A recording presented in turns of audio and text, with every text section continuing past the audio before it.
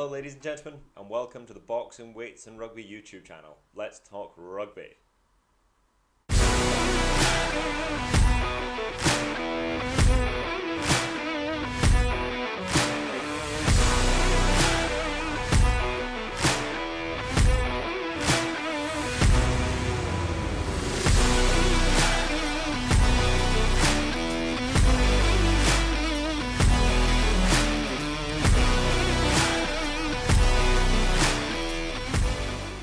Today the plan is to review the Scotland-Wales game, look forward to the rest of the Six Nations for both teams, and to give a brief discussion on our experience at Murrayfield.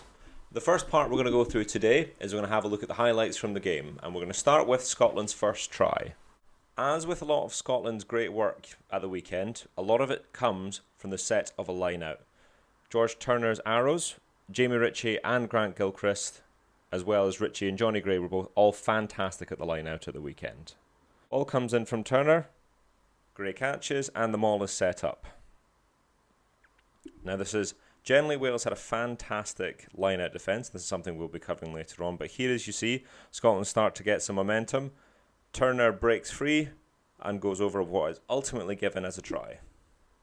The next video we're going to look at is the Wales try. Okay, so Scotland have just had George Turner sent off, or sin binned, which is something we will cover.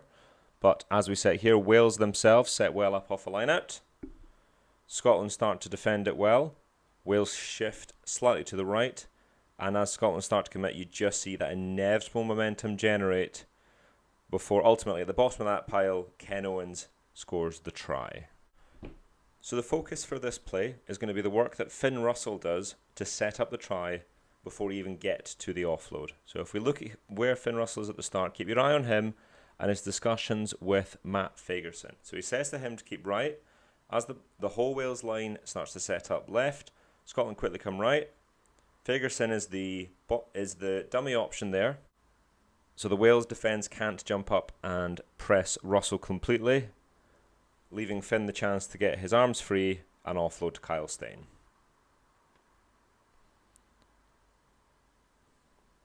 With another Scotland line-out, an area that's been traditionally a source of nothing but pain for Scotland over the last couple of games has been a real weapon. Turner successfully hits Grant Gilchrist this time. Scotland set up nicely and start to generate some forward momentum. Now, even as they do this, the Wales defence from the maul is excellent, and Scotland start to struggle, and Ben White decides he's going to use the ball.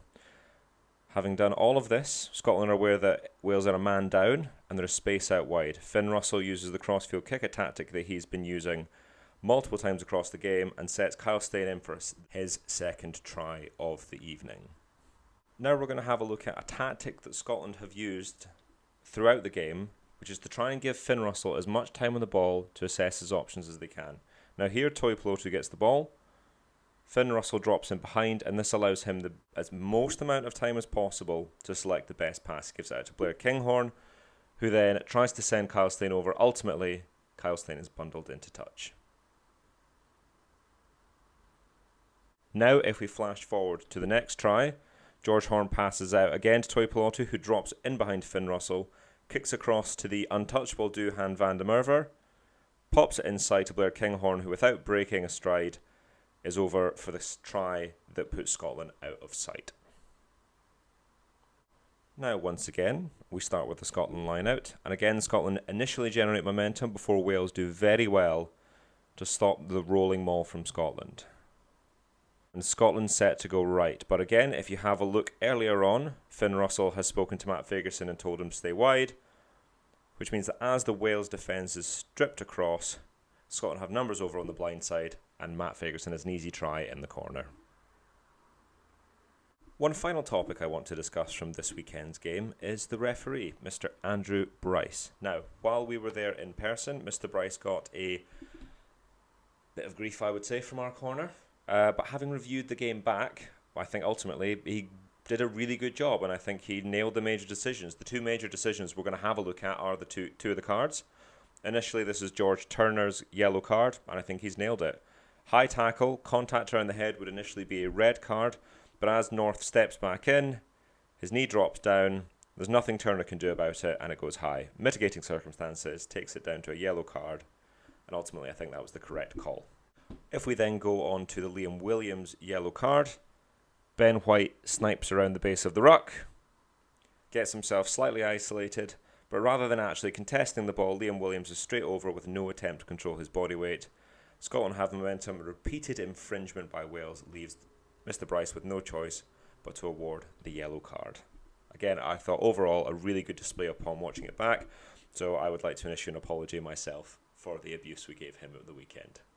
So, the first thing I would like to go through about our trip to Murrayfield was the national anthems, which is always a great source of entertainment and probably one of the best parts of the day for anybody. And a shout out to the Welsh fans, an absolutely phenomenal national anthem that I think spurred on Murrayfield to do a particularly rousing rendition of Flower of Scotland. And on the second a cappella verse, there's nothing quite like being there in person. Absolutely fantastic. Now we're going to go through some player profiles of the Scotland players that made the match at the weekend happen. And we're going to start with the man of the match, Scotland's number 10, Finn Russell. A man previously described as mercurial has slowly grown into one of the best 10s on earth. Whilst what you will remember is from the highlights packages, the incredible offloads and the wonderful cross-field kicks that ultimately led to a hat-trick of try assists, Finn Russell's overall game continues to develop into one of the top 10s in the world. George Turner certainly had an eventful game on Saturday. In addition to his yellow card, he was also fantastic in the loose, picked up a great try that got Scotland going, as well as landing 19 or being part of Scotland's 19 out of 20 successful lineouts.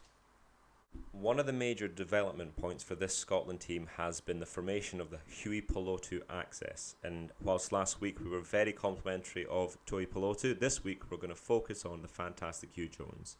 The wonderful strike runs that he pulls off adds an extra attacking dimension that Scotland have been lacking.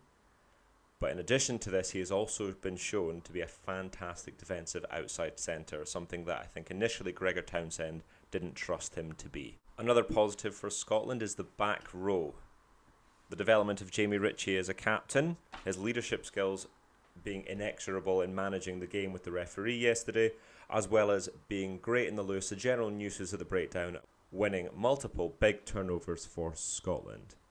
This is in addition to what I believe to be Scotland's most improved player, which is Matt Fagerson, a man who is the most underrated player in the Six Nations in my opinion, completing 19 out of 20 tackles yesterday. Scotland's biggest weapon has always been the back three, a combination of Darcy Graham, Stuart Hogg and Duhan van der Merwe, all of whom, when fit, have been utterly fantastic in the last 12 months. But Kyle Steyn has stepped up and got 2 tries at the weekend and generally has been fantastic in Darcy Graham's absence. And last, but by no means least, is the wonderful career renaissance of Richie Gray, who, in addition to Turner's improved line-out throwing, has been a complete weapon for Scotland during the line-out, working alongside Grant Gilchrist. In what was a grim day for Wales rugby, Scotland were finally able to end their 12-0 losing streak to Warren Gatland's Wales. For Wales, the only positive I could find from the day is the emergence of some of the younger players, particularly Jack Morgan, who is an absolute monster around the park, as well as a fantastic line-out defence courtesy of the returning Adam Beard. Improving points for Scotland include managing the game better. Generally speaking, Scotland had less of the ball and less territorial advantage, but in the second 20 minutes of the game, particularly around the Turner yellow card, Wales really dictated the play and Scotland were reliant on a fantastic defence to keep them in the game. Also, they will want to look at improving their scrum. The line-out has become a strength and the scrum has conversely become an area of concern. It was excellent last week with Nell at tight head, but with the returning Xander Fagerson not fully up to speed for match rugby, Scotland suffered slightly at scrum time. Who is going to be in the Scotland team to start in France in 2 weeks' time? Overall, I think Scotland have a very settled team and we are 2 players short of our best 15. The only debate we have for now is, does Hamish Watson come in for Luke Crosby if fit? And, controversially, will Blair Kinghorn take the place of former Scotland captain Stuart Hogg? Now, while Stuart Hogg is a mainstay of this Scotland team and one of the best fullbacks in the world, he has not been at his best recently, and following his failed HIA at Murrayfield, Blair Kinghorn came on and has been sensational. It's almost as if Blair Kinghorn is a 15 rather than a shoehorned 10.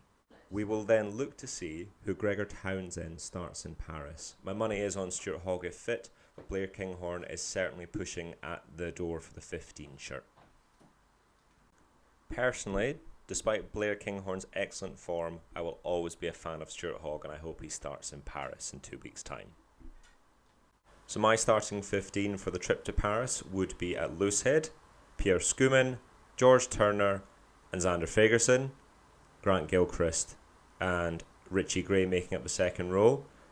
If Hamish Watson is fit, he comes back in at open side, with Richie Gray continuing to lead at blind side and the ever-consistent Matt Fagerson at number 8. Ben White continues ahead of George Horn and Ali Price at scrum half. The untouchable Finn Russell maintains at fly half, provided he hasn't had too many bevies after the last few wins. Huey Pelotu continue in the centre, with Duhan, Van der Merwe and Kyle Steyn remaining on the wing. And I maintain that Stuart Hogg stays in at fullback. Thank you for watching, ladies and gentlemen. A great week out for Scotland fans. I really do feel for those Wales fans. We have all been there. Next weekend is a rest week, so we'll finally get around to some boxing content, which will hopefully be with you later in the week. Please don't forget to like, comment and subscribe, and let us know in the comment sections what sport you're here for. Drop B for boxing and R for rugby and W for weightlifting. Thank you and have a great evening.